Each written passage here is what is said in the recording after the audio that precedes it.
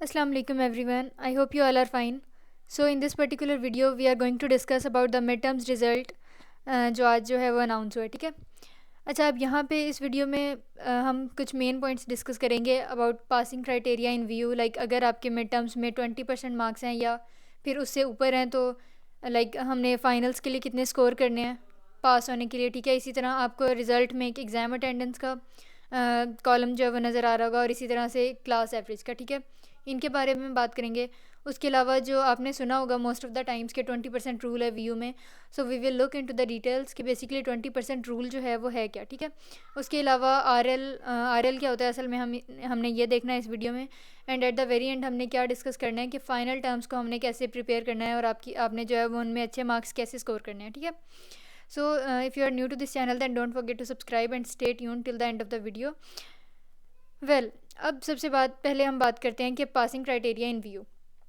So I hope कि आपके सब सब्जेक्ट्स में लाइक अगर जो आपका मिड टर्म्स का रिज़ल्ट आज अनाउंस हुआ है वो लाइक आपके सब सब्जेक्ट्स में 20% प्लस होंगे, ठीक है। अब वी यू का जो पासिंग क्राइटेरिया है वो असल में है 20%। 20% किस तरह से है कि आपने मिड टर्म्स में अगर 20% हर सब्जेक्ट में मार्क्स ले लिए हैं तो इसका मतलब है कि आप मिड टर्म्स में जो है वो पास हैं, ठीक है। तो वी यू का अगर हम मिड टर्म्स की बात करें तो आपने 20% मार्क्स लेने हैं। तो अगर आप अपना रिजल्ट चेक करें तो हर सब्जेक्ट के आगे आपको परसेंटेज भी नज़र आ रही है, ठीक है। तो हर एग्ज़ाम में अगर आपके 20% हैं तो वेल एंड गुड।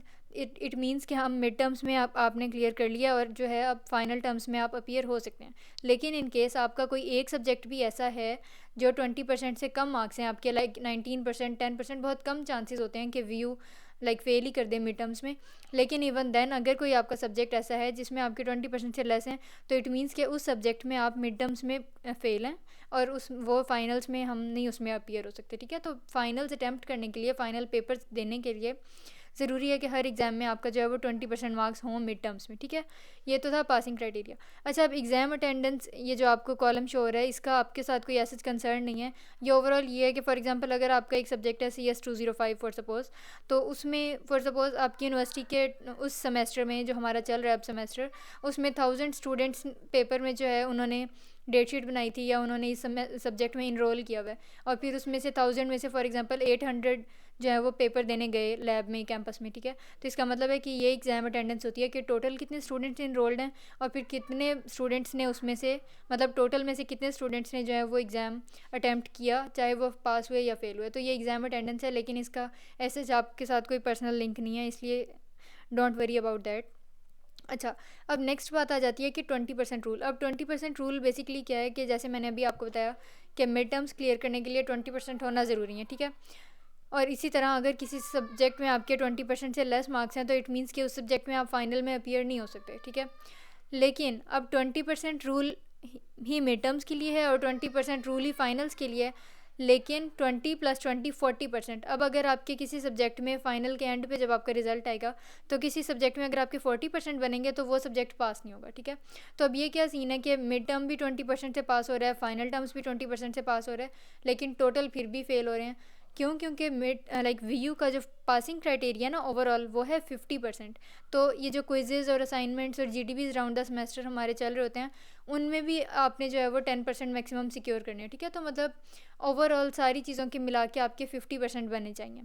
दूसरी बात ये कि इस तरह नहीं हो सकता कि आपने मिड टर्म्स में जो है वो 40% मार्क्स ले लिए और फाइनल्स में 10% लेके कहें कि टोटल जो है वो 50% बन गया। इस तरह से भी नहीं होगा, ठीक है। मिड टर्म्स में पास होने के लिए भी 20% चाहिए, फाइनल्स में भी 20% चाहिए। आप बेशक मिड टर्म्स में 100% ले लें, लेकिन अगर फाइनल में लाइक उस सब्जेक्ट में आपके 20% नहीं है तो वो ओवरऑल जो है वो फेल ही कंसिडर होगा। इसी तरह अब दूसरी बात यहाँ पे ये देखें कि अब फॉर एग्जांपल आपके जो मिड टर्म्स हैं उनकी 20% वेटेज है, ठीक है। इसी तरह जो असाइनमेंट्स एंड क्विजेज और GDBs वगैरह हैं उनकी भी 20% वेटेज है। लेकिन जो फाइनल टर्म्स हैं उनकी जो मेजर प्रोपोर्शन है आपकी ग्रेडिंग स्कीम में वो फाइनल टर्म्स की है, दैट इज़ 60%। तो अभी भी आपने जो है वो रिलैक्स नहीं होना। क्यों? क्योंकि ये जो कुछ डेज़ आपके रह गए हैं फाइनल स्टार्ट होने में, अब कुछ दिन में फाइनल टर्म की डेटशीट का भी लिंक ओपन हो जाएगा। सो इसको आपने लाइट नहीं लेना और इस पर ज़्यादा फोकस करना है। क्यों? क्योंकि 60% जो है वो ये कॉन्ट्रीब्यूट कर रहा है, ठीक है। अच्छा, अब RL रिज़ल्ट में अगर आपको किसी सब्जेक्ट के आगे शो हो रहा है तो RL जो है वो बेसिकली रिज़ल्ट लेट होता है और इसकी डिफरेंट रीजंस हो सकती हैं। लाइक आपके कोई ड्यूज़ रहते होंगे या फिर उस सब्जेक्ट की अभी फाइनल चेकिंग नहीं हुई होगी या फिर कुछ अपडेट होना रहता है, ठीक है। तो आरएल का भी आपने परेशानी होना, शाम तक या नेक्स्ट डे तक जो है वो अपडेट हो जाता है। अब ड्यूज़ में आपकी ट्यूशन फ़ी और इस तरह की फ़ी वगैरह जो है वो काउंट होती है। स्पोर्ट्स फ़ंड, इंडोमेंट फ़ंड, ये वन टाइम ही होते हैं, लाइक हर सेमेस्टर में स्पोर्ट्स फ़ंड होता है और इंडोमेंट फ़ंड जो होता है वो पूरी डिग्री में आपका एक बार होता है, ठीक है। तो उनके लिए रिज़ल्ट कभी लेट नहीं होता। रिज़ल्ट आपका ट्यूशन फ़ी पे ना करने की वजह से लेट हो सकता है या और कुछ रीजंस की अभी चेकिंग नहीं हुई, दिस एंड दैट। अच्छा, इसी तरह क्लास एवरेज, जैसे मैंने भी आपको एग्ज़ाम अटेंडेंस का बताया, क्लास एवरेज भी यही है कि अगर 800 स्टूडेंट्स एग्ज़ाम में अपीयर हुए थे तो उसमें से मतलब जो जो भी मार्क्स हैं स्टूडेंट्स के, उसमें ऑन एवरेज लाइक आम तौर पे यूजुअली कितने क्या एवरेज आ रही है कि कितने मार्क्स आ रहे हैं आमतौर पे बच्चों के, ठीक है। तो एक एवरेज निकाल के सब की कैलकुलेट करके दी हुई है।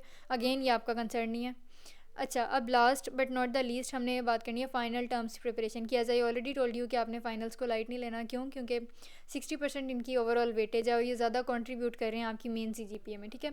इसी तरह जब फाइनल की CGPA कैलकुलेट होती है तो आपने हर सब्जेक्ट में अगर 85% से ऊपर मार्क्स सिक्योर किए हुए हैं तो वो 4 काउंट होती है, ठीक है। हर सब्जेक्ट की अलग अलग से CGPA बनती है, अलग अलग से GPA बनती है। और वो बनती कैसे है, लाइक हर सब्जेक्ट में अगर आपने 85% या उससे ऊपर मार्क्स ले लिए तो वो आपका A ग्रेड चला जाता है, ठीक है, A+।